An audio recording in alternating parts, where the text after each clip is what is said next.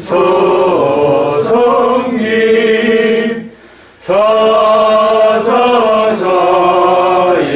오르사 사자물을 앞서서 감독을 주소서 예리년을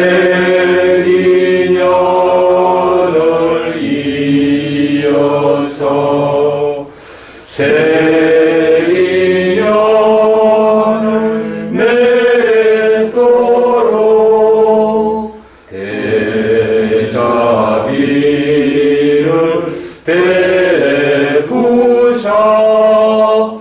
벌써라 옵소서. 네, 선체로 스님께 참배를 올리겠습니다.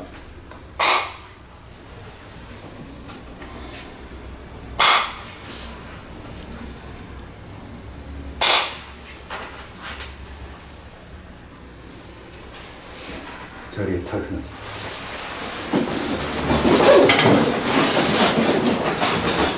강의의 편의를 위해서 제가 마스크 좀 벗고 하겠습니다. 네.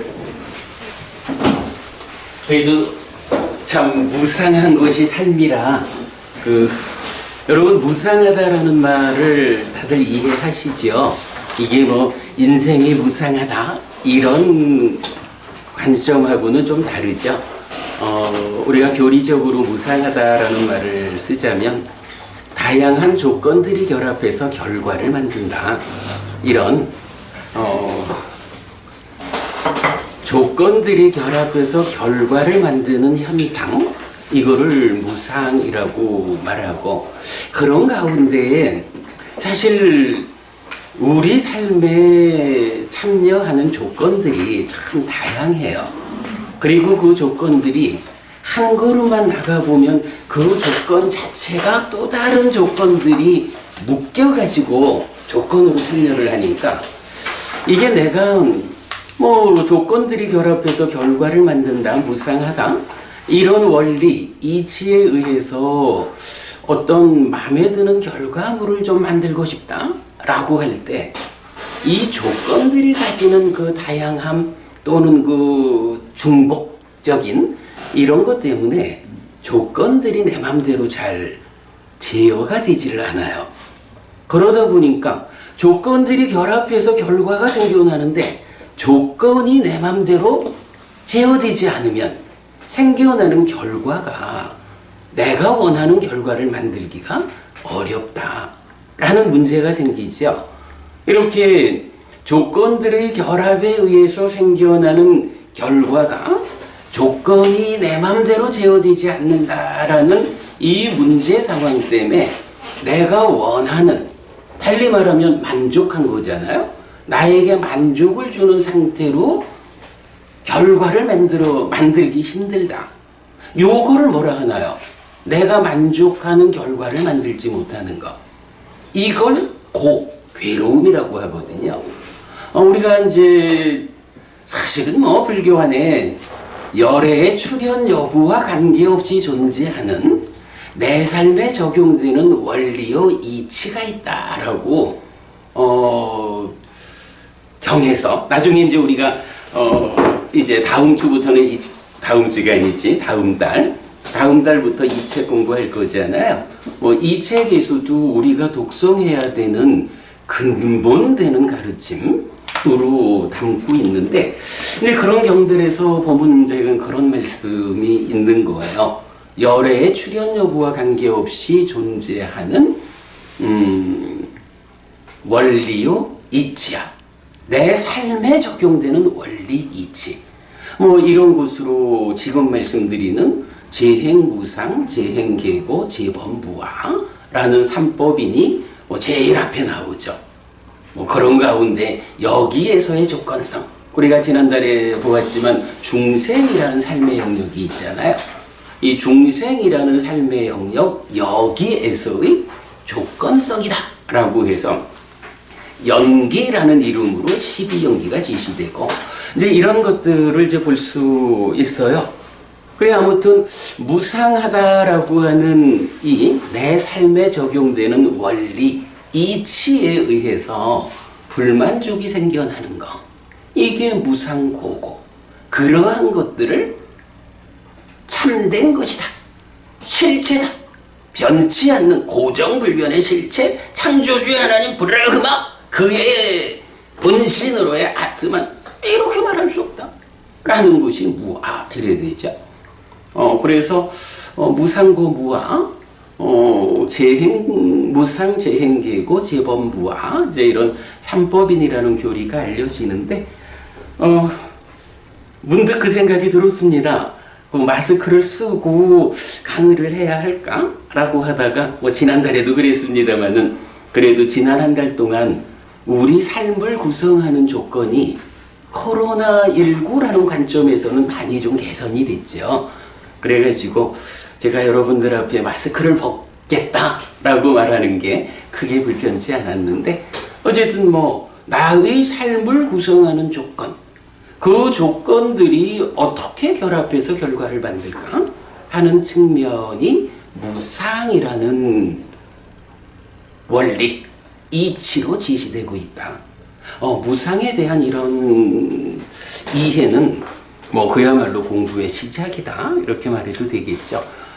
부처님 가르침을 우리가 우리 사회에 바르게 펼쳐내지 못하다 보니까 그저 인생무상이라고 해서 불교 이러면 좀 뭔가 퇴폐적이고 삶을 좀 부정적으로 보는 이런 관점으로 세상에서 이해하는 측면이 있지만 사실은 부처님 가르침은 아주 적극적이고 긍정적이죠.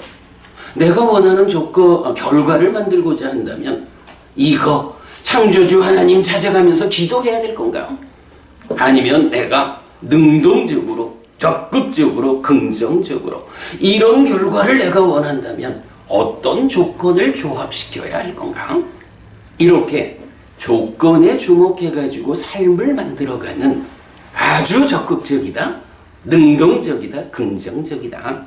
이게 재행무상으로부터 시작되는 부처님 가르침이다. 이렇게 봐야죠. 불교는 사실은 굉장히 적극적이고 능동적이고 그래서 그런 말 하잖아요. 불교는 타력 종교라고 하지 않잖아요. 자력 종교 이렇게 말하잖아요. 하여간 우리가 이 책을 함께 공부하다 보면 참 많이 보게 돼요. 이 책의 중간에 보면 또 원함경이라는 경이 있어가지고 원하고 좋아하고 마음에 들지만 세상에서 얻기 어려운 것이 있다. 해서 이제 몇 가지 제시가 된 그러면서 그거를 얻고자 할 때 기도하는 힘으로 그게 얻어지지 않는다. 원하는 것이 있다면 그걸 위해서 기도해야 하는 것이 아니고 그걸 얻을 수 있는 방법을 배워가지고 실천해야 한다. 원하는 것을 얻는 방법은 기도가 아니고 실천이다. 라고 딱 경 이름이 원함경이야. 이제 이런 그런 부분이 이제 타력 종교가 아니고 자력 종교다라고 말하는 거고 그런 것이 바로 무상하다라는 원리 이치에 의해서 어떤 조건을 내가 내 삶에 작용할 것인가. 예, 그런 부분이 이제 우리가 공부하는 거죠. 부처님께서 이런 방법, 이런 조건을 그대 삶에 참여시켜라. 그러면 그대의 삶이 향상한다. 이렇게 말씀하시는 거 우리가 알 수 있고요. 자, 제가 오늘은 이 책을 좀 나눠드렸어요. 이 책을 좀 봐야 되는 형편이더라고요. 제가 오늘 지난 수업에 이어가지고 한 가지 주제를 마무리를 해야겠는데 준비를 하다 보니까 내용이 작지를 않아요. 그런데 마침 이 책에 오늘 제가 말씀드리려는 내용이 잘 잘 정리가 되어 있어서 여러분 이 책을 좀 참고하면서 오늘 공부를 하려 합니다. 네, 책 나눠드렸는데 필요하신 분은 가져가셔도 되고 이미 있는 분은 오늘 보시고 놓고 가시면 우리가 계속 다른 수업에서 교재로 쓰면 되니까 그리 하시면 되고요. 자, 지난번에 제가 굉장히 오랜만에 법원님들로부터 청법가를 죄송합니다. 법원님 좀 안 건드리게 제가 그래서 오늘 조금 멀리 뛰어났구만. 죄송합니다. 아니요 뭐.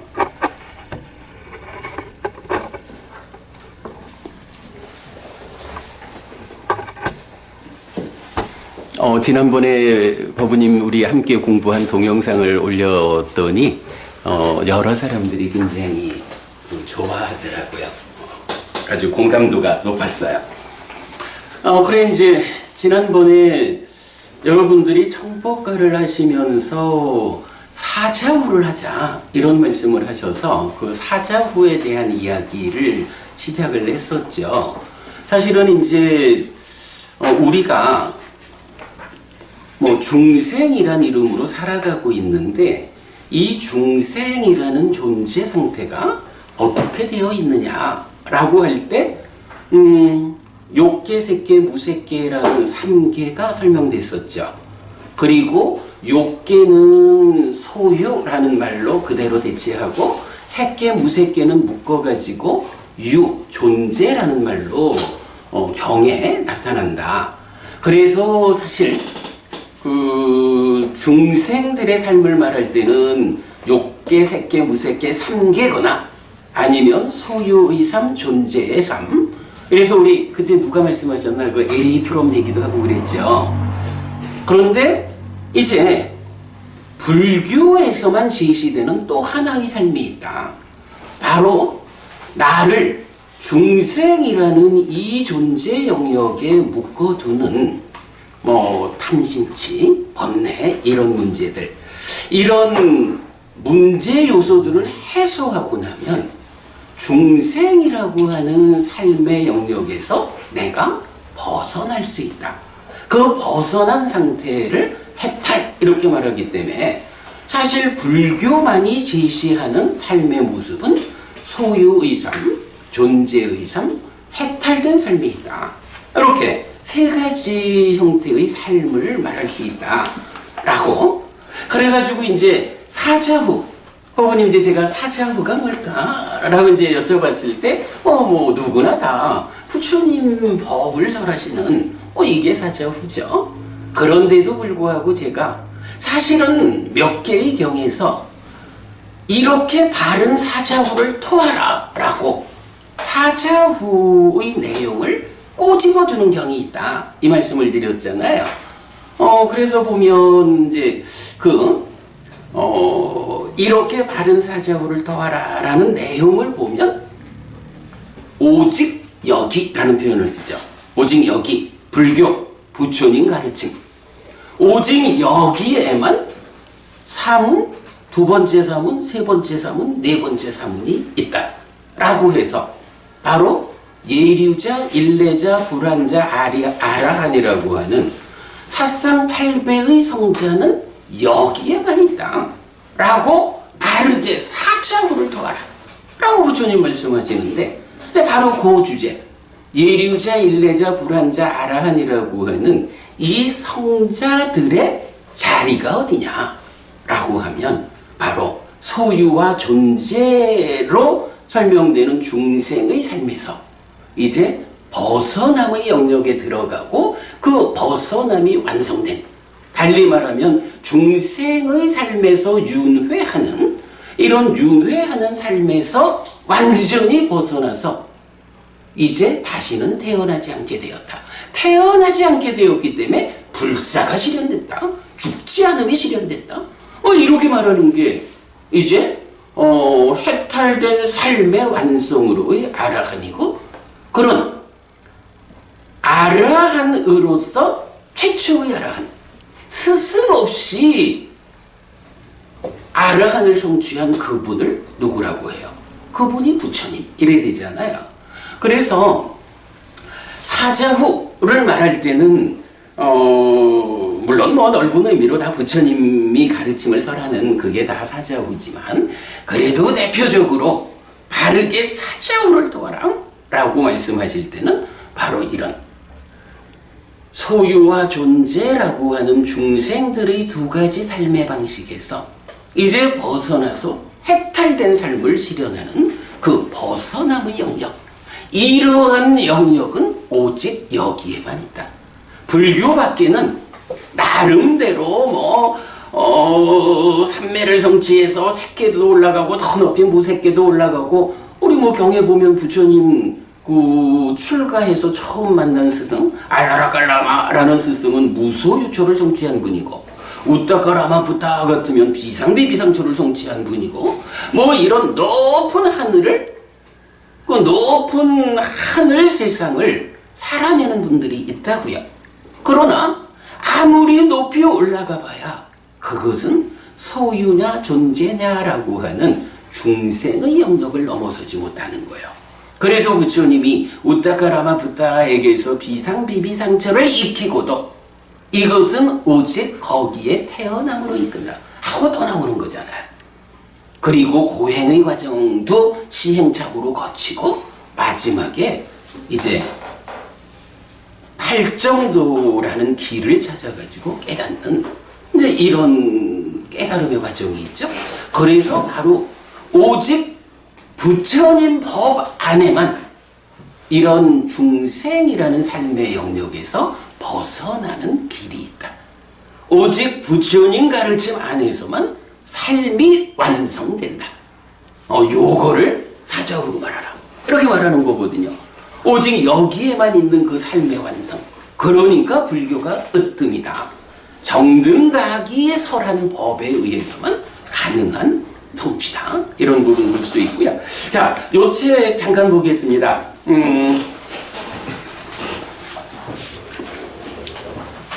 231쪽입니다.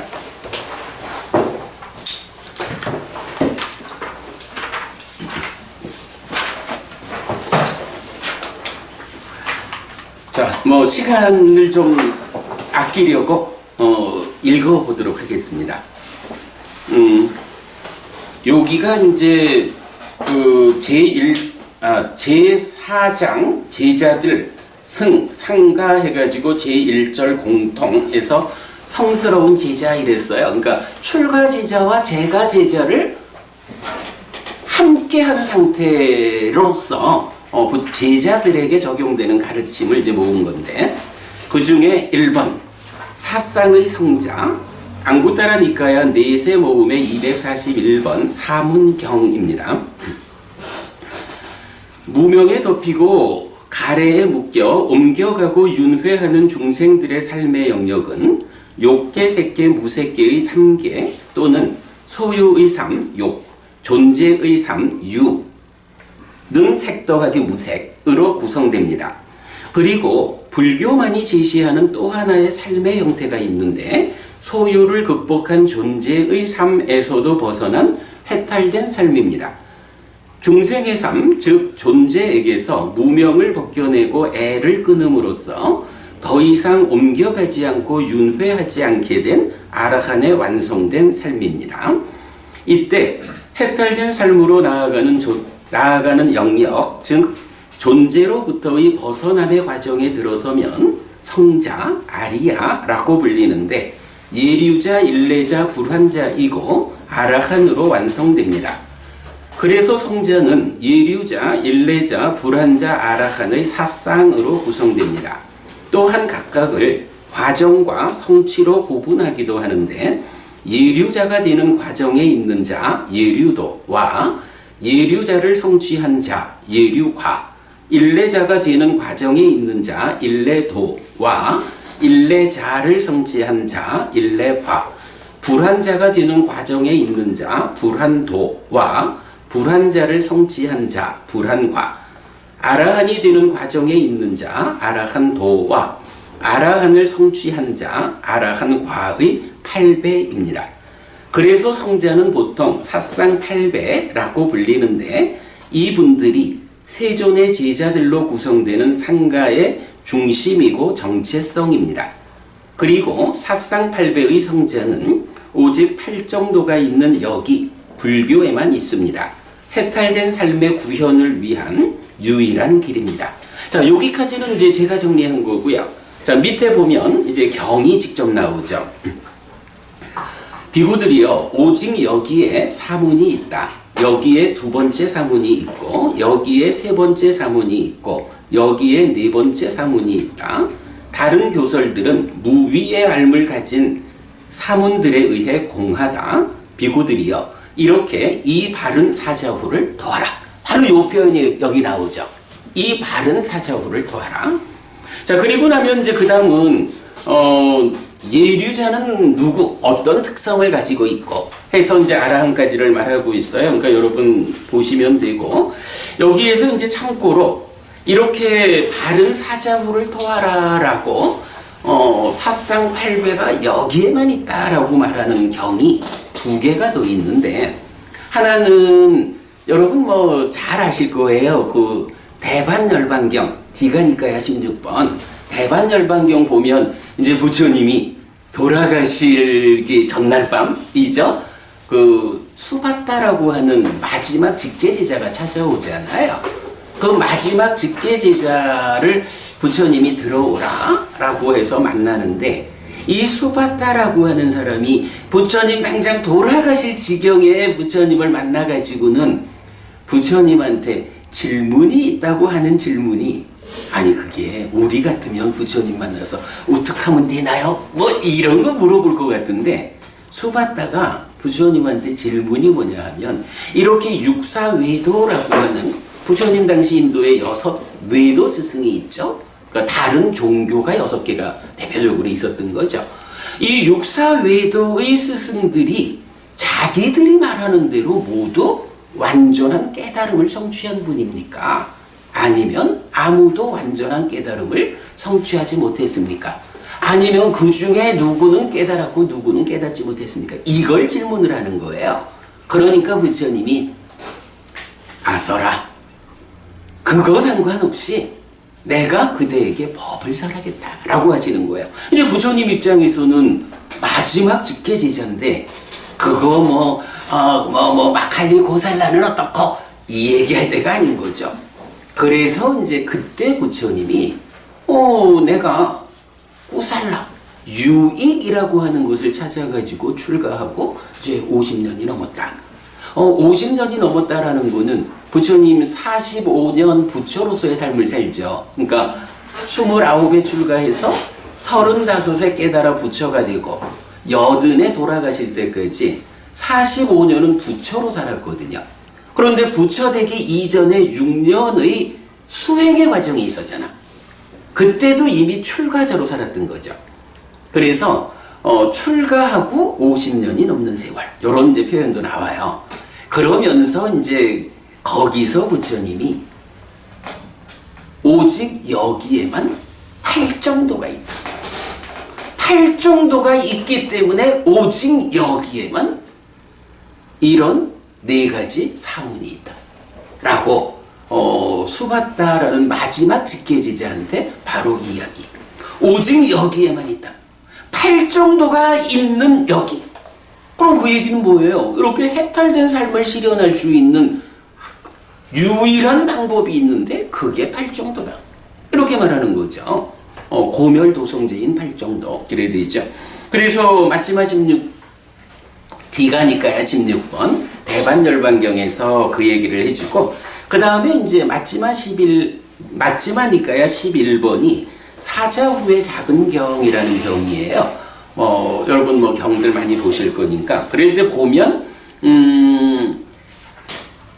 이 사자후의 작은 경에서는 이제 중심 주제가 왜 이렇게 사자후를 토해야 하는가?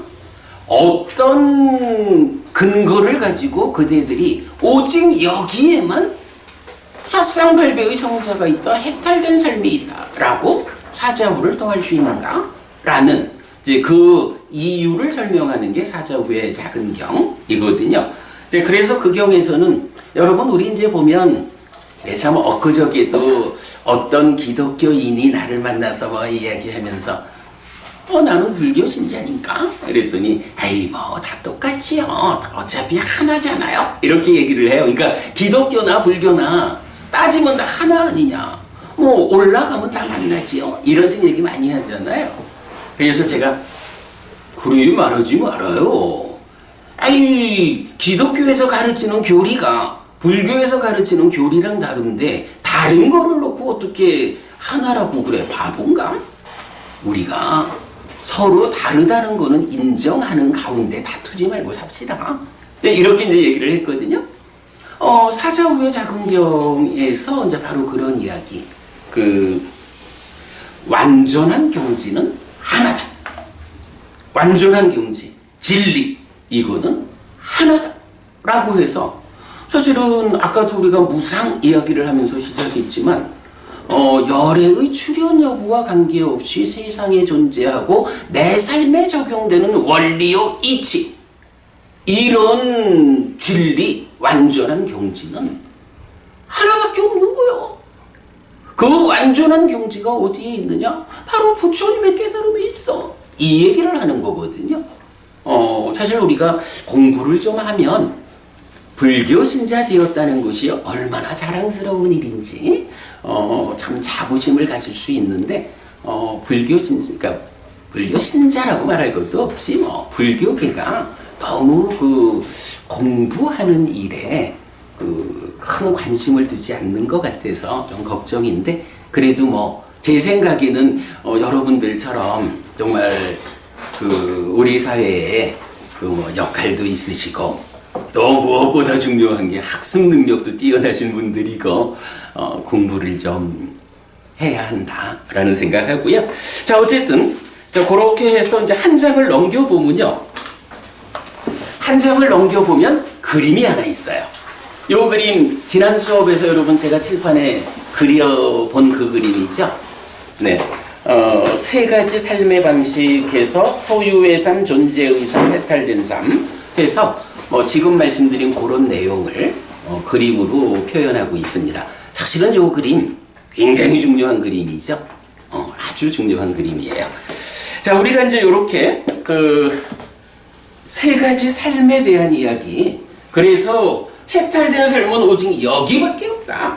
그러므로 말하자면 부처님이 제자들한테 그래 말씀하시는 거예요. 그래, 너네가 최고요. 내가 정등각이라고 하는 완전한 깨달음을 성취한 스승이잖니. 그러니 정등각에 의해서 완전히 깨달아 설해진 가르침을 배워서 실천하는 그대들이 최고요. 라고 사실은 말해주는 거거든요. 네, 그거 이제 그림으로 보았죠. 자, 그런 상태에서 우리가 이제 지난주 이런 이야기를 좀 했어요. 중생을 말할 때 이렇게 말했죠. 무명에 덮이고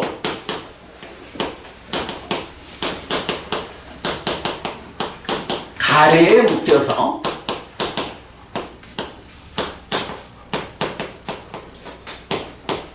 옮겨가고 윤회하는 중생.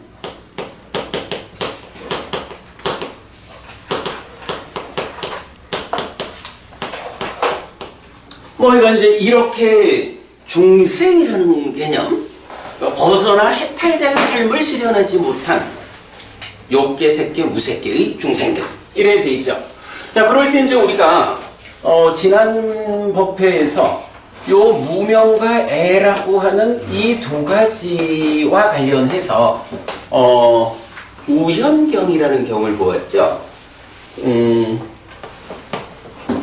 12번 상엽사 19번 우현경. 이 우현경이 어떤 가르침을 주나요? 우리가 지금 인간으로 태어나 산다라는 거는 말하자면 전생에 우리가 무명에 덮이고 가래에 묶인 상태로 살다가 죽었기 때문에 이제 옮겨와 윤회해가지고 지금 이렇게 태어나 살고 있는 거잖아요. 그런 무명과 가래의 상태로 태어났지만 이 사람 중에 어떤 사람은 살아있는 동안에 무명을 부수지 못하고 가래를 부수지 못하는 사람이 있어요. 그런가 하면 어떤 사람은 무명을 부수고 가래를 부수는 거야. 그러니까 지금 봤지만 해탈된 삶의 영역으로 들어가는 사람은 이런 사람이잖아. 그죠? 자, 이랬을 때 우현경은 단적으로 무명과 가래를 부수지 못하고 몸이 무너져 죽으면 몸으로 간다. 이렇게 표현을 했죠. 그런가 하면 살아있는 동안에 오기는 무명과 가래 상태로 왔지만 살아있는 동안에 부처님 가르친 그 완전한 경지를 따라 배워가지고 무명과 가래를 다 해소하면 몸으로 가지 않는다.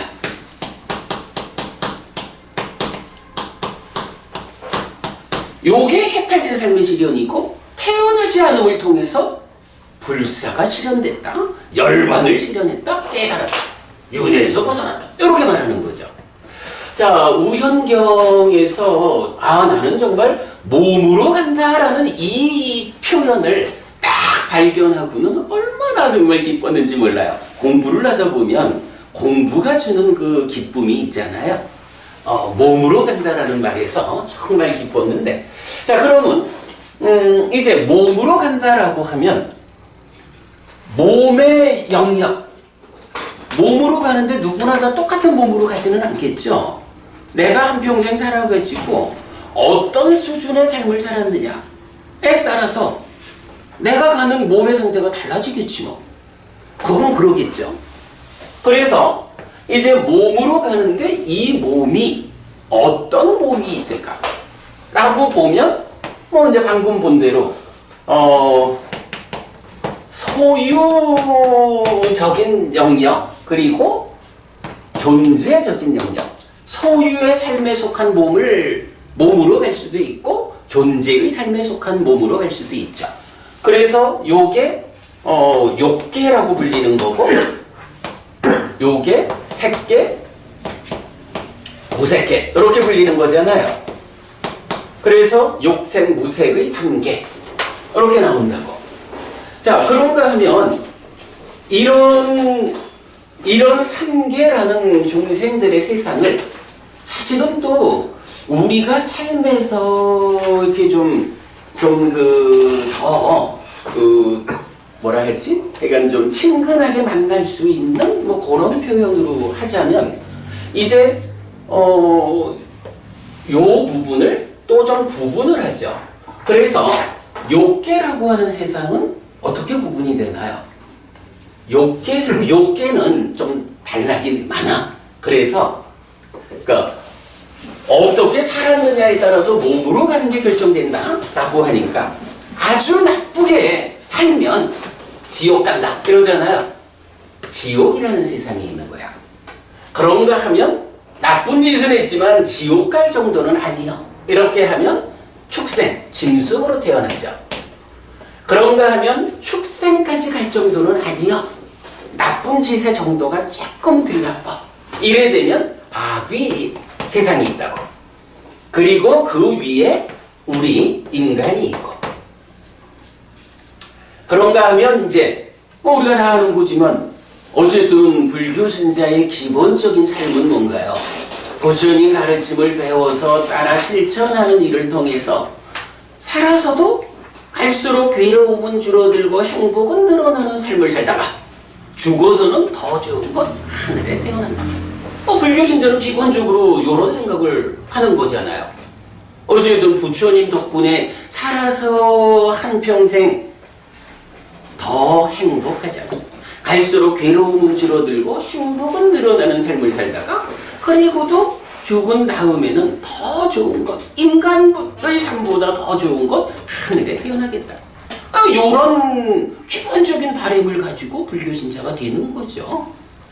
그래서 이렇게 인간 위에는 하늘, 천상 이래도 되겠죠.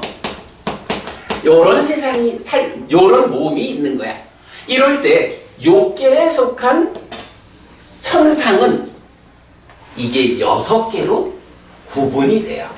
그래서 뭐 여러분 어제 초파일이라서 절에들 다 다녀오셨겠지 뭐. 그럼 절 입구에 가면 천왕문 있잖아요. 천왕문.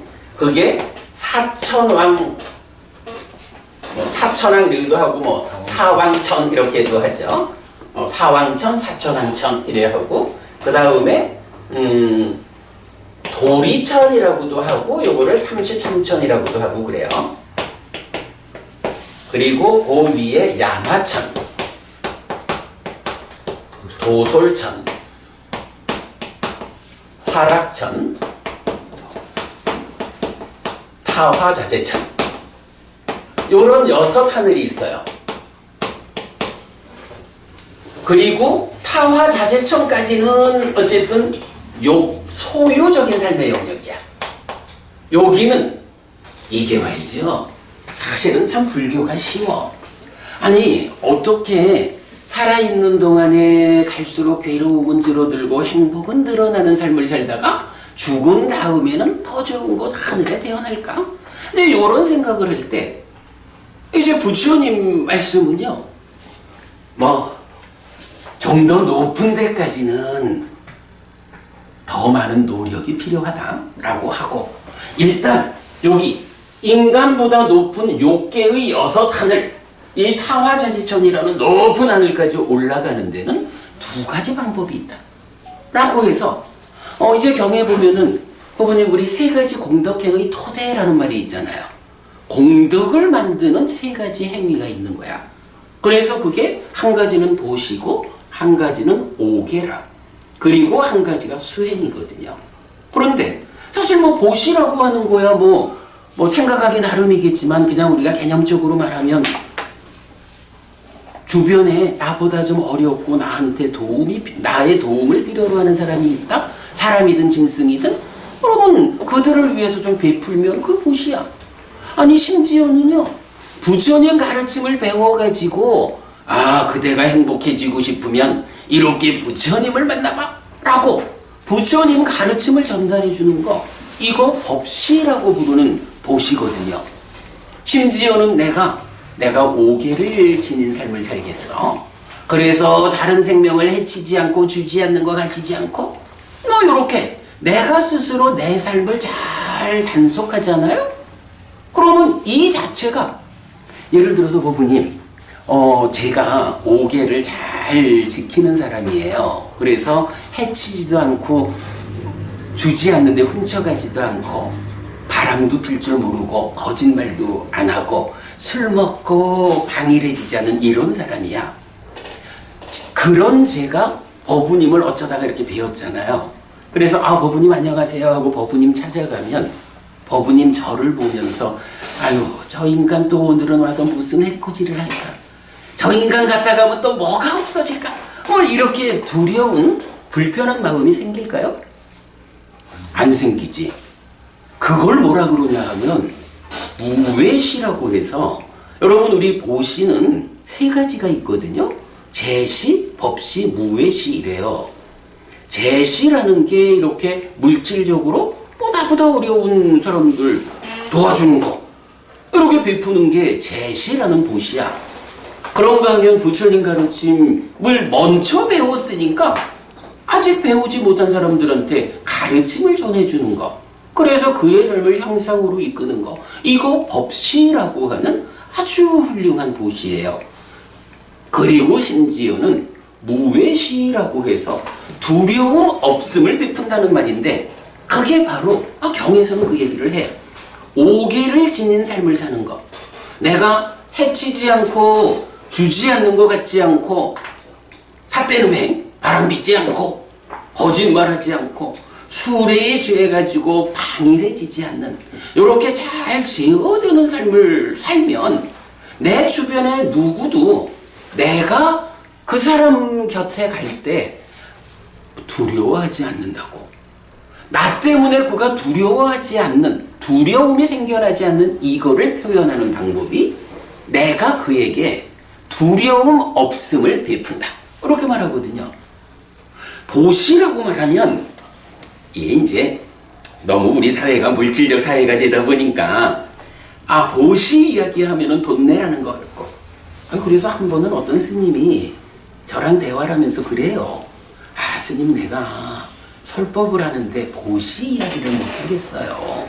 보시 이야기를 하면 돈 좀 달라는 얘기로 들릴까봐 못 하겠다는 거야. 그래서 제가 딱 그랬어요. 스님 그거 징부육입니다. 출가자가 재가자를 위해서 해야 하는 역할이 있잖아요. 경에서는 그 역할을 말해주거든. 그래서 그 중에 보면 대표적인 게 출가자는 재가자를 하늘로 이끌어야 한다. 이런 것이 재가자에 대한 출가자의 역할로 나온다고. 그런데 하늘로 이끄는 방법이 뭐냐고요? 으뜸되는 거야. 수행해가지고 높이 올라가면 되지. 근데 재가의 삶에서 참 어려운 얘기잖아요.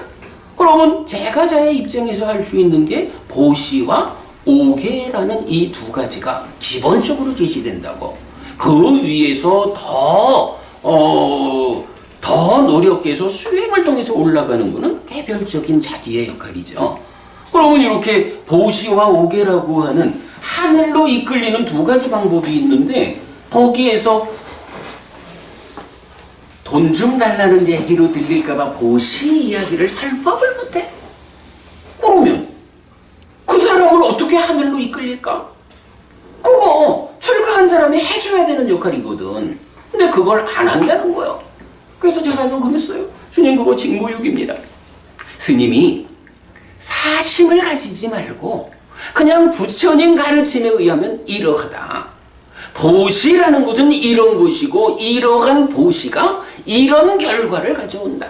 이 보시가 공덕이어서 이 보시의 공덕이 행복을 가져오는 것이고 죽을 때 가져가는 것이고 저 세상에 버팀목이 되는 것이다. 라고 경이 알려주는 그대로 설법을 하면 스님이 이렇게 공덕을 지어서 여러분 살아서도 행복하고 죽어서 하늘에 태어나십시오. 라고 설법을 하는데 법부님들 아이고 저 중이 또 보시 얘기 안에 돈 달란 얘기겠지 이렇게 들을까? 아니라고. 그래서 제가 이건 그이한테 그런 거예요. 사심을 넣지 말고 법을 전달하면 됩니다. 어떻게 보시를 설법하지 못한다는 얘기를 중이 돼가지고 합니까? 제가 좀 핀잔을 줬어요. 그냥 이제 그런 거죠. 이 얘기가 너무 그리가 만드는데. 그래서 이제 어쨌든 그래도 중요한 거는 이렇게 타화자지천까지라는 이 욕계에 속한 6하늘이 꼭대기까지 가는 방법이 이렇게 3가지 형태의 보시를 하는 거. 그리고 무외시가 되는 5계를 지니는 거. 단지 내 삶이 여러분 사실 우리가 대부분 그렇잖아요. 내가 몇 년 전에 어떤 법부님을 만나서 얘기를 하다가 그래 법부님 5계는 지니고 삽니까? 5계는 지키세요? 이러니까 아니요 그러더라고요. 그래서 법부님 5계를 잘 지켜야 돼요. 5계를 지닌 삶이 법부님 지금 삶이 힘들어도 법부님 삶을 좀 더 나아지게 하고 돌아가신 다음에는 하늘로 이끄는 힘이요. 5계를 지켜야 돼. 안 지킨다 하니까. 이제 그래 얘기를 해놓고는 조금 그래요. 그래서 이제 물어봤어. 그런데 말이야 부부님 혹시 지나가다가 저기 강아지 보이면 빵 걷어차기도 하고 뭐 그래? 좀 다른 생명들을 해치나? 그랬더니 아니래요. 그러면 법부님 오늘 나하고 만났는데 가실 때 무언가 내 거 훔쳐갈 거야? 주지 않는 거 도둑질도 좀 해? 안 한대요. 그러면 바람은 좀 피시나? 에이 스님 이러는 거야. 거짓말은 좀 해요? 저 스님 거짓말 잘 안 해요. 술은 못 먹어요. 이러는 거예요. 그러니까 아니 그래가지고 제가 뭐라 했냐 하면 법부님 앞으로 나한테 거짓말하지 마. 왜 거짓말을 하는지 알아? 법부님이 배우지 못해서 그래. 이 얘기를 한 거예요.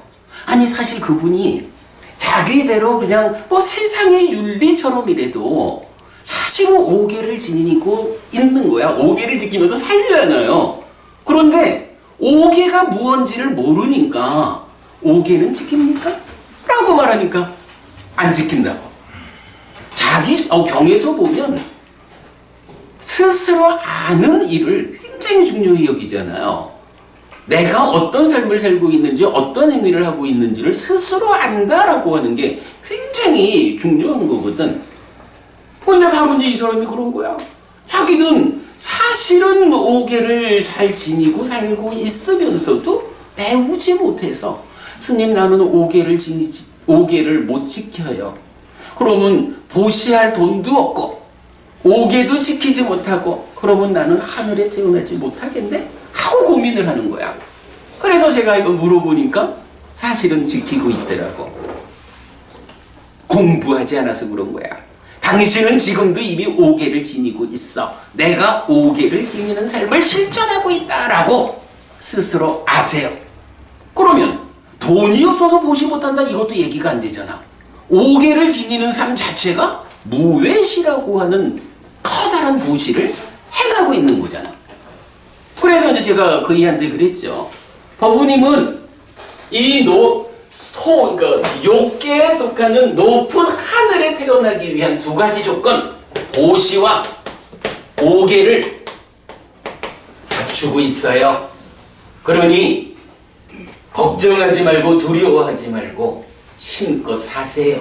이렇게 살면 법부님 살아서도 행복하고, 그래 갈수록 괴로움은 줄어들고 행복은 늘어나는 삶을 살다가 죽은 다음엔 하늘에 태어날 거예요. 이렇게 이제 제가 말을 해줬죠. 근데 이게 사실은 이게 제가 그 이야기 가운데 한마디도 거짓말을 한 게 없거든. 이게 다 경이 알려주는 얘기거든.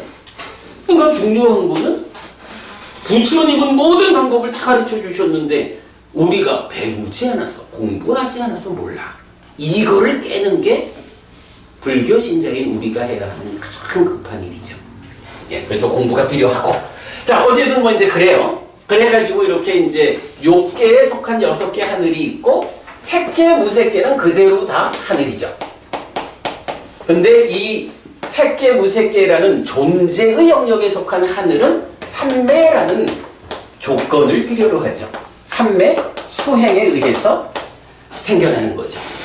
그래서 보시와 오계와 수행이라는 세 가지 공덕행이 있다. 이렇게 말하는 거고요.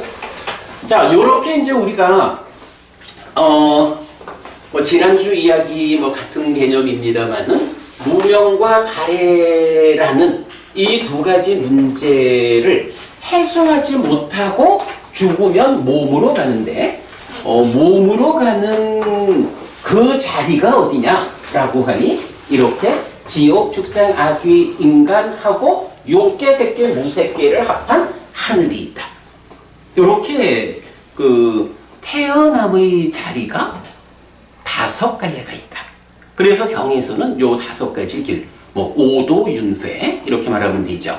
우리가 이제 대승불교로 오면서 뭐 이게 어느 자리인지 잘 모르겠어요. 요 자리가 되는지 요 자리가 되는지 그 수라라고 하는, 아수라라고 하는 개념이 나오잖아요.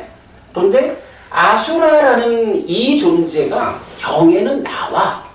그런데 아수라가 이런 5갈래처럼 자기의 한 갈래의 영역을 차지할 만큼 비중이 있진 않은가 봐요. 그래가지고 아수라는 경에는 나오지만 아수라를 하나로 포함한 육도 윤회가 초기경에서는 말해지지 않아요. 초기경에서는 아수라 빼고 오도 윤회 이렇게 말을 하고 있어요. 참 이게 문제야. 하다 보면 시간이 너무 빨리 가서. 자, 그 다음에요. 그 책의 317쪽을 한번 보겠습니다. 제가 이제 지난 수업에 사실 오늘은 그 부처님 가르침의 토대가 있다. 그리고 그 토대 위에서 삶을 보는 시각, 바른 견해의 원초적 형태가 있다. 그 두 가지를 설명드리겠다 했는데요.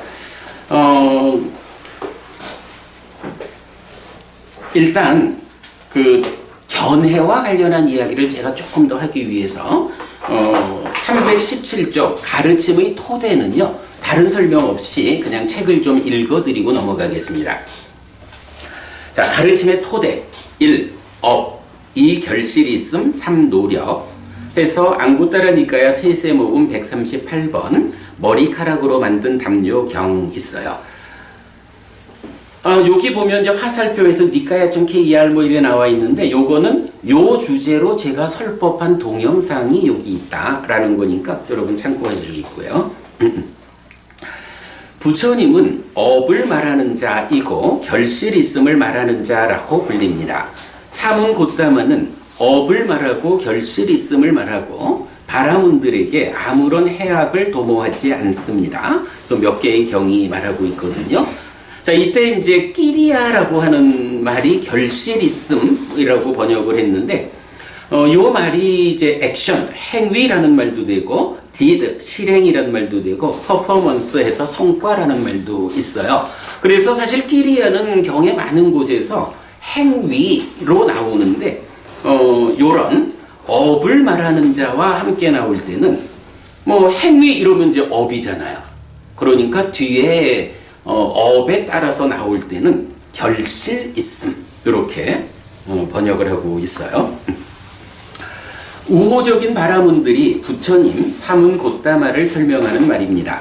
부처님은 태생, 즉 결정된 삶을 말하는 스승이 아니라 행위, 즉 업으로서 만들어가는 삶을 말하는 스승이고, 농사를 지으면 풍작이든 흉작이든 결실이 있는 것처럼 업에는 결실, 화가 따른다고 가르치는 스승이라는 의미로 이해할 수 있는데, 이런 법을 설하는 부처님을 찾아 만나고 가르침을 청하는 것은 도움된다는 대화에서입니다.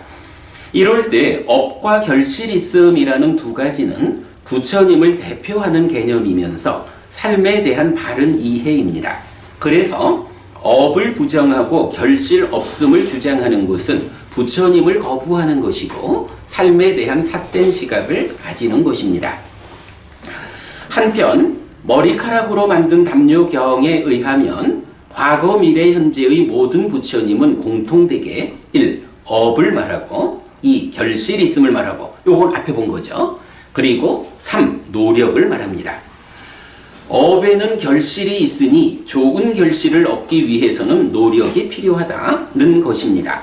비유하자면 농사를 짓는 행위에는 풍작이든 흉작이든 결실이 있고, 풍작을 거두기 위해서는 적절한 노력이 필요하다는 의미인데, 부처님을 대표하는 두 가지 개념 위에서 노력을 통해 행복한 삶을 실현하는 것이 모든 부처님의 가르침, 즉 불교라는 것을 알 수 있습니다. 자, 여기까지 보면 일단은 요 머리카락으로 만든 담요경이라는 이 경에서 보면 이 마칼리 고살라라고 하는 외도 스승이 불교를 부정하는 그 상황을 설명하는데, 그 과거의 모든 부처님들이 이렇게 업과 결실이 있음과 노력을 가르치는 분이었다. 그런데 마칼리 고살라는 그걸 부정한다.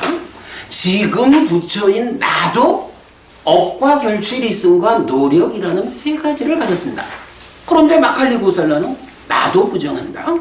미래에 출현할 부처님들도 업과 결실이 있음과 노력이라는 세 가지를 설하게 되는데, 마칼리 고살라는 그분들에 대해서도 부정한다. 이렇게 나타나는 거예요. 그러면 이제 요 얘기를 딱 보면 어때요? 과거에 니카야적으로 보면 과거에 서가모니 부처님 이전에 6명의 부처님이 더 계셨죠. 과거의 부처님들도 그 가르침을 대표하는 내용이 뭐냐? 업이요, 결실 있음이요, 노력이요. 그 내용을 지금 어떻게 표현했냐 하면 그러니까 비유하자면 농사를 짓는 행위에는 풍작이든 흉작이든 결실이 있고, 풍작을 거두기 위해서는 적절한 노력이 필요하다. 농사를 짓는 행위가 업이죠.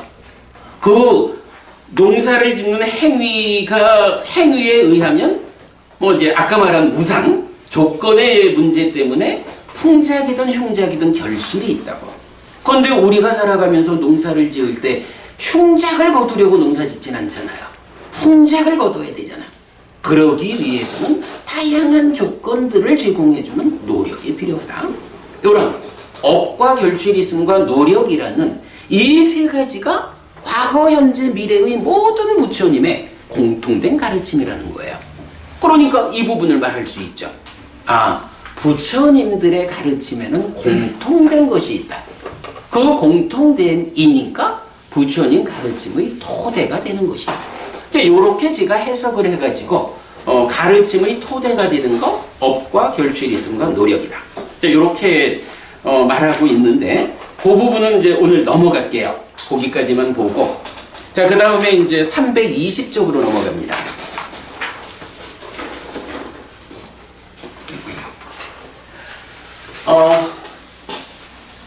김보부님, 제가 몇 시까지, 언제까지 맞춰야 되죠? 되도록 서둘러 할게요. 아니, 또 하루 종일 고생하신 분들 집에 늦게 가시게 하면 안 되잖아. 제가 좀 서둘러서 말씀하고 빨리 마치도록 할게요. 자, 320쪽에 보면은 이제 그 가르침의 토대 세 가지에 이어가지고 스승에 대한 믿음의 영역에 있는 것이라고 하면서 원초적인 바른 견해라고 제목을 잡았어요. 우리가 이제 바른 견해, 정견이라는 거잖아요. 팔정도가 시작을 어떻게 해요? 정견으로부터 정사유, 정어정업 이렇게 나가잖아요. 이 정견, 바른 견해라는 것은 사실은 니카야 전체적으로 보면 굉장히 다양하게 나타나요. 팔정도에서 말할 때는 고진멸도 사성제를 아는 것이 정견이다 이렇게도 나오기도 하고, 또 우리가 십악업 십선업을 말할 때 그 십선업에도 제일 밑에 정견이 있다고. 그래서 조금 여러 가지 항목으로 제시가 되고, 또 유무의 중이라고 하는 이건 다양한 형태로 바른 견해가 있는데, 이런 삶을 보는 바른 시각, 정견 중에 가장 원초적인 형태가 있다. 최소한 내가 불교 신자가 되었다 라고 하면 이 원초적 바른 견해로부터 출발해 간다. 세상을, 아니 내가 태어나서 한평생 살다가 죽을 건데 이렇게 살아가는 나의 삶, 또 내가 함께하는 세상, 어떤 것일까? 나는 어떤 존재고 세상은 어떤 것일까? 이제 이런 문제에 대해서 바른 시각을 갖는 게 바른 견해, 정견이거든요. 그 정견이라는 이름으로 나타나는 여러 가지 교리 중에 가장 원초적인 것이 있다 라고 말하는 거예요. 내가 좀 멋지게 말하고 싶지만 시간이 없어서 그냥 교재를 좀 읽어가면서 설명드릴게요. 요 이야기 보면 그 니카야 .kr 해가지고 동영상 하나 소개되어 있어요. 필요하신 분들은 좀 거기 찾아가시면 되고요. 불교에서 삶을 보는 바른 시각, 즉 정견은 공부의 진행에 따라 다양하게 제시되는데, 향상된 삶을 위한 출발점에서 가져야 하는 원초적 바른 견해는 디가니카야 23 빠야시경이 말하는 1. 저세상 있음, 2. 화생하는 중생이 있음, 3. 업에는 과와 보가 따름이라는 세 가지로 구성됩니다. 그래서 경은 이렇게 말해요. 이렇게도 저세상은 있다, 화생하는 중생은 있다, 선악으로 지어진 업들의 과와 보는 있다. 이때 1. 저세상 있음은 윤회한다는 선언이고, 2. 화생하는 중생 있음은 윤회에서 다시 태어나는 세상이 지옥, 축생, 악귀, 인간, 천상의 5갈래로 구성된다는 가르침이며, 5도 윤회. 3. 업에는 과와 보가 따름은 원하는 세상, 즉 하늘에 태어나기 위해서는 하늘로 이끄는 업을 실천해야 한다는 방법의 제시, 즉 태어남의 선택입니다 라고 했거든요. 자, 여기까지 좀 보자면 이런 이야기예요. 지난번에 법부님한테 그 여쭤봤죠. 죽음은 어떻게 되냐고. 네. 죽음은 어떻게 되죠? 죽음은 어떻게 되냐 하니? 몸으로 가는 거잖아. 네. 그래서 몸으로 간다라는 것 때문에 어떤 일이 있다는 거예요. 몸으로 간다라는 것이 바로 이런 오도 윤회라고 부르는 5가지 갈래에 태어난다 이런 얘기죠. 그죠? 몸으로 간다? 태어난다라는 거야. 태어난다라는 이야기는 뭐냐 하면 죽음 이후에 삶이 이어진다. 이런 이야기거든. 요걸 뭐라고 하냐면 윤회라고 말한다고. 물론 이제 윤회에도 우리가 이제 언제든 기회가 되면 뭐 같이 좀 공부할 수 있겠지만 힌두교에서 말하는 아트만이라는 참된 존재가 몸 바꿔가면서 윤회하는 거 요런 거는 상견이라고 하잖아요. 부처님이 설명하는 윤회, 죽음 이후의 삶의 이어짐은 삶이라는 자체가 매 순간의 삶의 결과를 누적하면서 변화해가는 삶이거든. 저도 10년, 15년 전에 저의 모습에다가 10년, 15년의 삶의 과정을 쌓았거든요.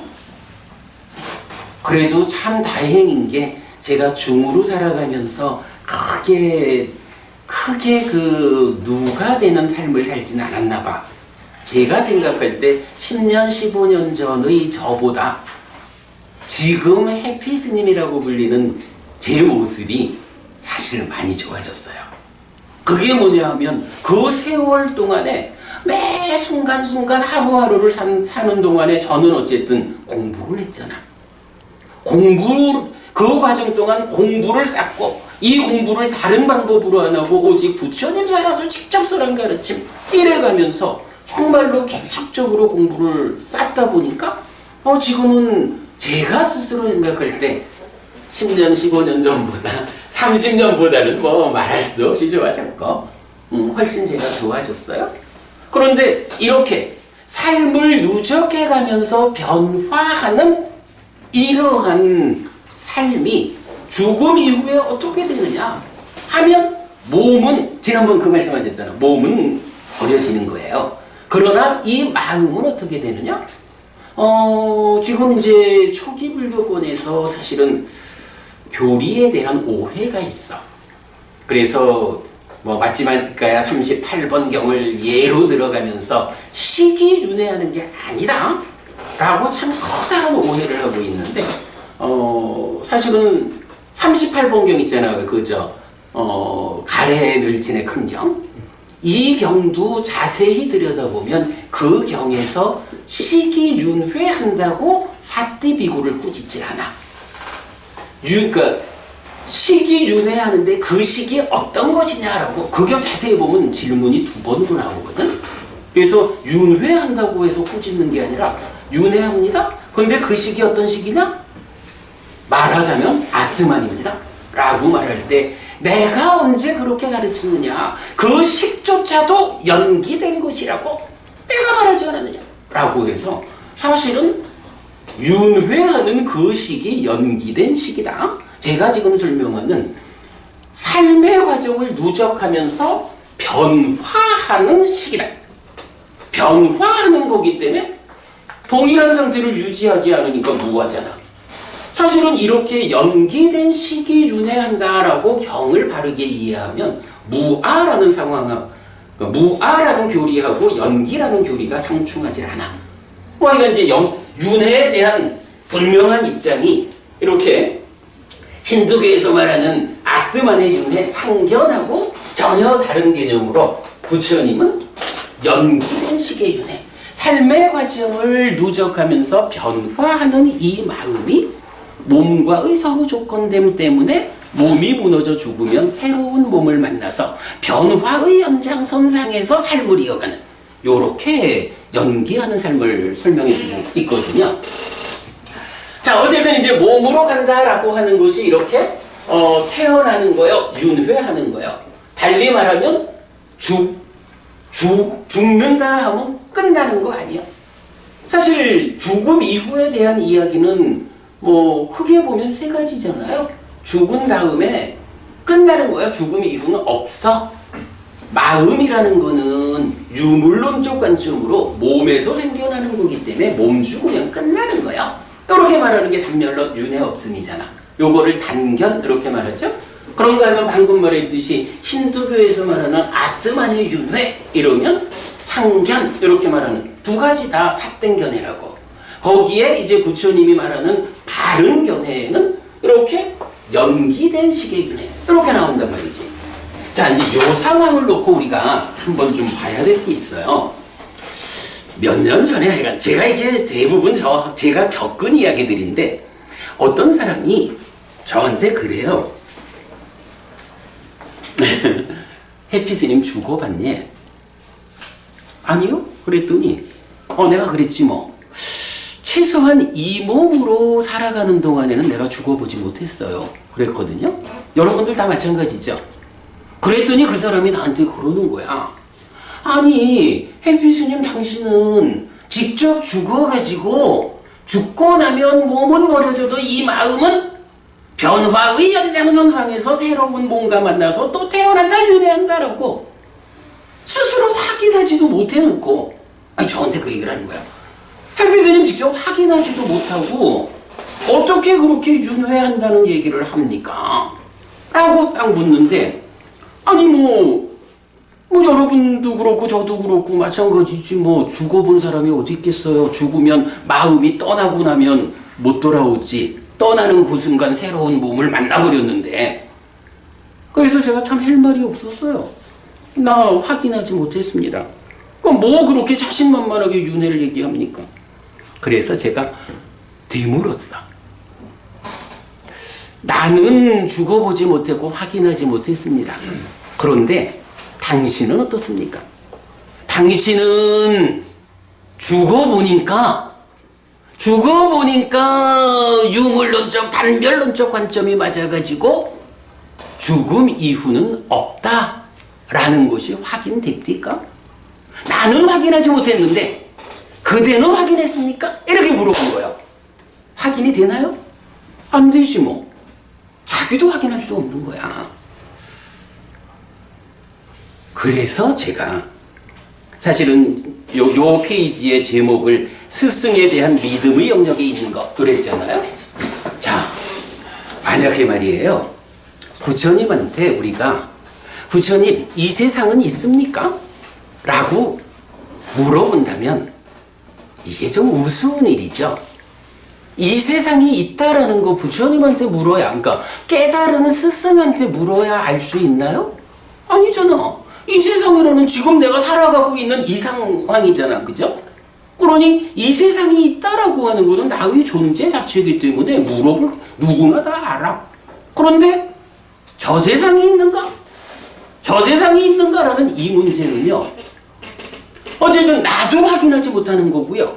너도 확인하지 못하는 거예요. 그러면 이제 나도 너도 최소한 살아있는 상태에서 물론 이제 이게 그 높은 수행의 경지로 가가지고 숙주명, 천한명 이런 특별한 수행으로 성취되는 능력을 얻게 되면 확인이 되죠. 그러나 그런 수행으로 확인하기 이전에는 나도 너도 누구나 확인할 수 없는 거거든요. 자, 그러면 이럴 때 누구 말을 믿어야 될까? 그죠? 사실은 제가 오늘 이 질문을 던지는 거예요. 누구 말을 믿어야 될까? 그러니까 이제 우리가 부처님한테 물어볼 수가 있는 거야. 이 세상이 있습니까? 라는 건 아무 의미 없지만 부처님, 저 세상이 있나요? 자, 나도 너도 높은 수행에 의해서 확인하기 전까지는 아무도 확인할 수 없는 주제야, 이게. 이게 그 자연과학이 발전해가지고 어떻고 뇌과학이 어떻고 아무리 뭐라 해도 확인되지 않는 거예요. 제가 지금도 이제 인공지능 쪽에서 어떤 의논이 좀 와가지고 이야기를 하고 그런 부분에서도 이제 조금 많이 좀 대화를 진행하고 있는데, 사실은 뇌로부터 마음이 생긴다 이렇게 말하는 뇌과학이 요즘 아주 인기잖아요. 아주 많은 사람들한테 붐을 일으키고 있는데, 사실은 그 뇌가 작용하는 그 시점이 정말로 내 마음이 거기부터 출발하는 건지, 그건 뇌과학자들이 아나? 자기들이 그렇게 해석하고 있을 뿐이지. 그래서 이제 이런 누구도 답을 찾을 수 없는 이 문제에 대해서 이제 누구한테 물어볼 건가? 누가 가르쳐 주는 대로 내가 받아들여 가지고 알 것인가? 답은 당연해요. 불교 신자는 부처님한테 물어봐 가지고, 우리 스승은 정등각이요? 완전히 깨달은 우리 스승 부처님이 저 세상에 있다라고 깨달음의 눈으로 보아서 가르쳐 주셨으니, 우리 스승이 말씀하신 그대로를 나는 받아들입니다. 그게 바로 스승에 대한 믿음의 영역에 있는 거죠. 이거요. 만약 기독교 신자 같으면 어떡하겠어요? 기독교 신자들은 그분들대로의 누구 말을 누구한테 물어볼까? 하나님한테 물어보겠지 뭐. 그러면 그쪽 하나님은 내가 너네 창조했다 이렇게 대답하시겠지 뭐. 그러면 창조주 하나님께서 나를 창조했다라고 받아들여 가지고 그런 믿음으로 살아가는 사람은 기독교 신자고, 저 세상은 있다라고 하면서 이어지는 설명을 하는 부처님 가르침을 받아들여서 살아가는 사람은 불교 신자고 한 거죠. 사실은 이게 종교를 가진 사람들의 정체성이죠. 자, 그래서 제가 이건 그 얘기를 한 거예요. 나는 확인 못했는데 그대는 확인했습니까? 확인될 수 없는 일이니 이 부분은 부처님에게 배우자. 그럴 때에 부처님이 바로 이 빠야시경 이런 경을 통해 가지고 첫 마디가 저 세상은 있다 이렇게 말씀하시는 거예요. 저 세상은 있다라는 그 얘기가 뭐냐? 죽은 다음에 몸으로 갑니까? 안 갑니까? 요 얘기죠. 몸으로 갑니까? 안 갑니까? 에서 죽기 이전에 내가 몸과 함께 살아갑니까? 라는 질문은 이유가 없는 거고, 모르는 부분, 내가 확인할 수 없는 그 부분에 스승이 답을 주죠. 내가 죽은 다음에 몸으로 가나요? 부처님은 거기에 대해서 몸으로 간다. 저 세상은 있다. 이렇게 답을 주는 거예요. 불교 신자가 바르게 부처님을 배우면 이런 부분을 의심할 일이 없어요. 저 세상은 있다. 죽으면 또 태어나야 한다. 이렇게 하는 거고. 그 다음에 이어가지고 두 번째가 뭐냐 하면 화생하는 중생은 있다. 이렇게 나오거든요. 여기서 이제 화생이라는 말은 여러분 아까 예불 하실 때 그 삼계조사 사생자부에 있잖아. 테란스파 이래 나오죠. 경에는 요게 맞지마니까야 12번 사자후 큰경에서 직접 나타나거든요. 그래서 이제 순서가 달라. 난태스파 이래 나오는데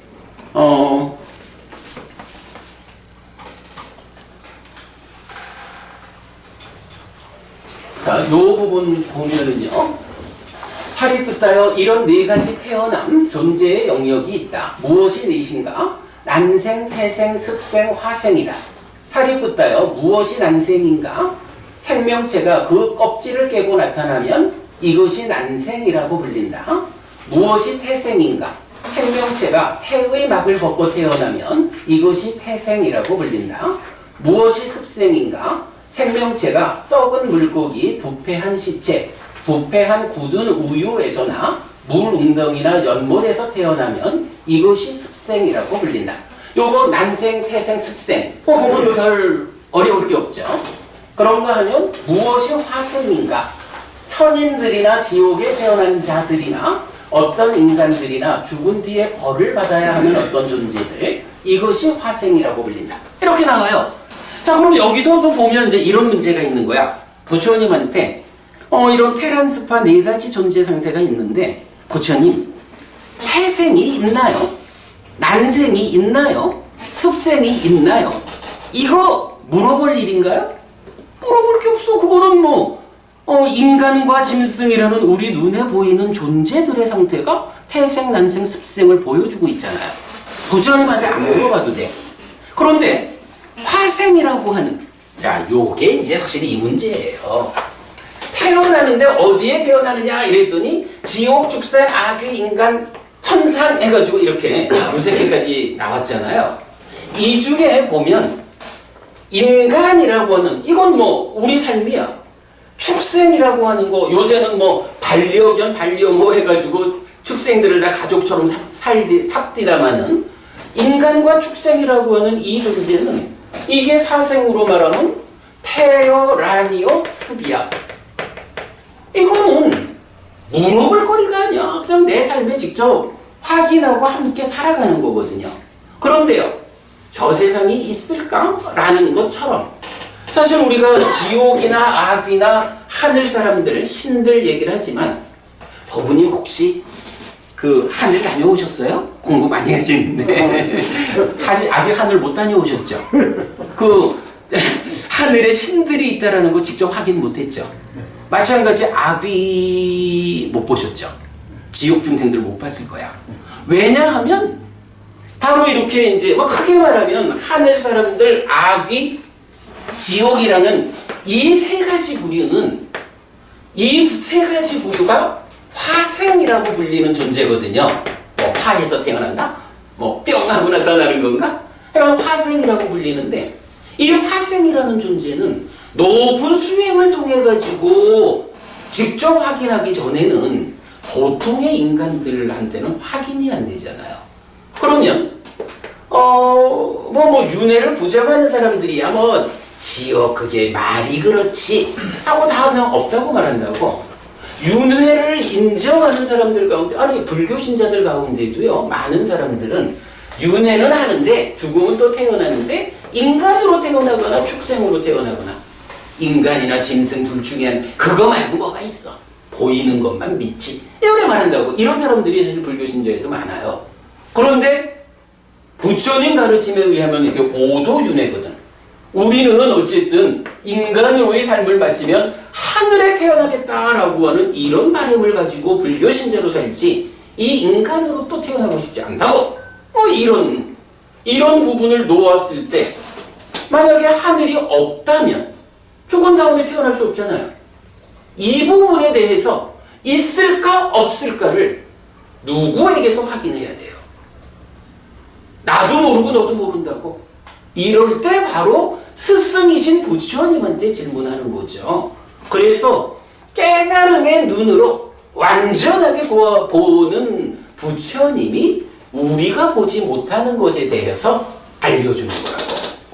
화생이 있다.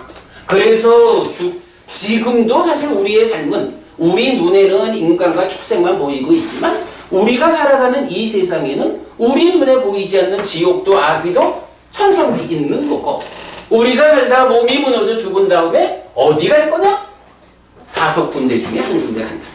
요렇게 말하는 게 정견의 두 번째, 화생하는 중생은 있다. 요런 거거든요. 자, 그리고 나고 이제 세 번째가 업에는 과와 보가 따른다. 이렇게 말하거든요. 자, 여기서 자, 이렇게 보면 순서가 이렇죠. 저 세상은 있으니까 태어난다고, 윤회한다고.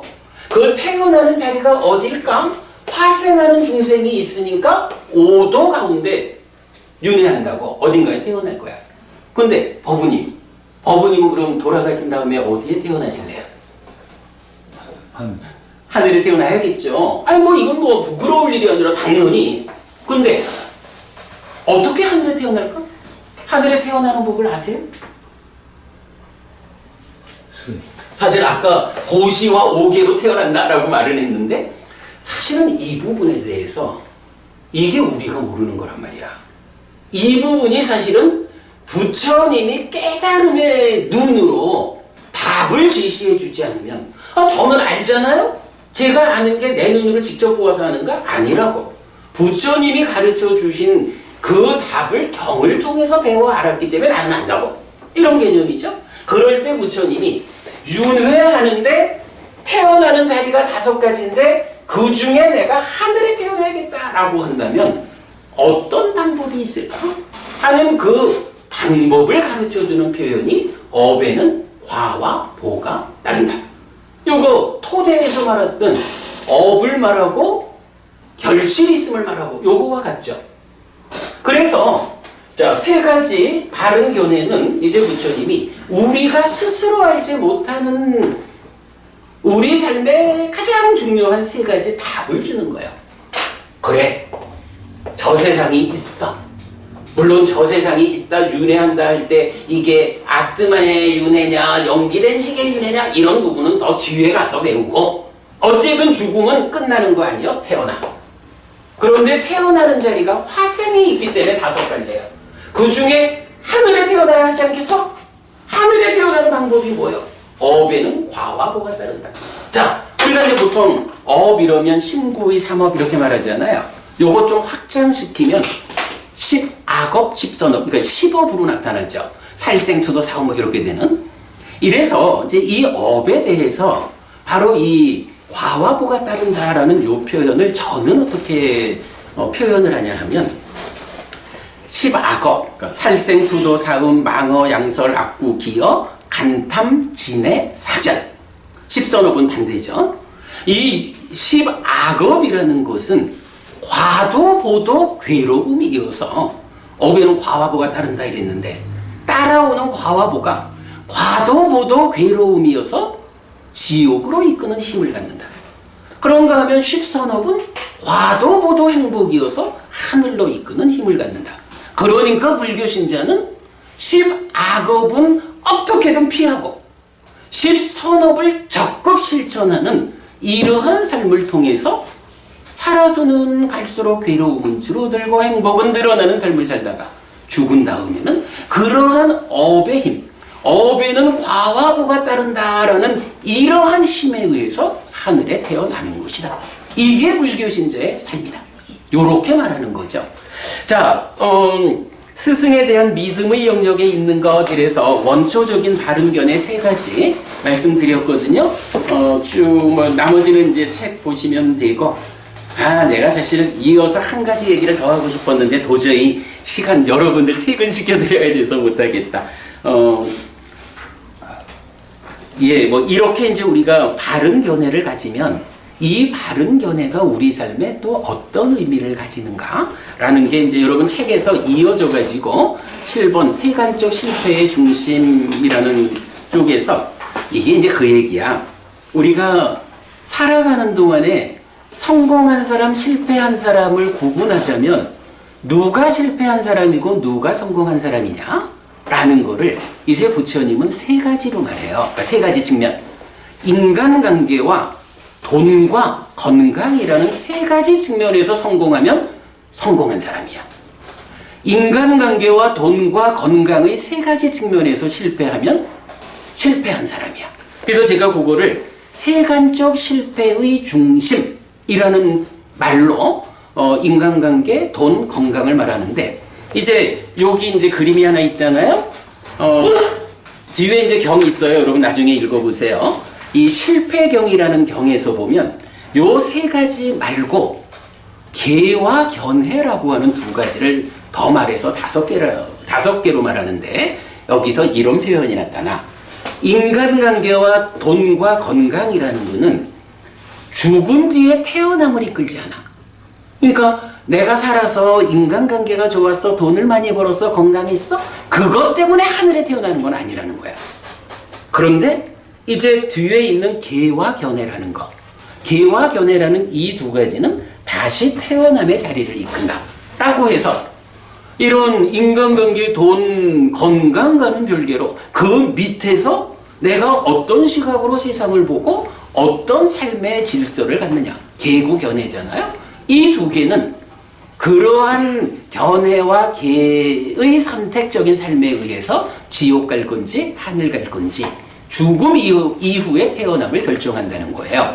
그래서 제가 여기 이번 생과 다음 생 모두에서의 행복을 원한다면 바른 견해를 가지고 5개를 지닌 삶 위에서 인간관계와 돈 그리고 건강과 관련한 단속을 통해 성공을 이끌어야 합니다. 이렇게 이제 적어드렸거든요.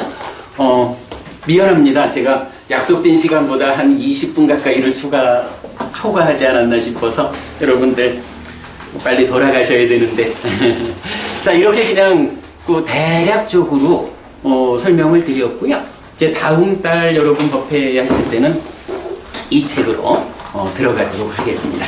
네, 함께 해주셔서 고맙습니다. 자, 이상 강의 열강해 주신 스님께 앉아서 1배의 예를 올리겠습니다. 네, 여러분 행복하시기 바랍니다. 다시 뵙겠습니다.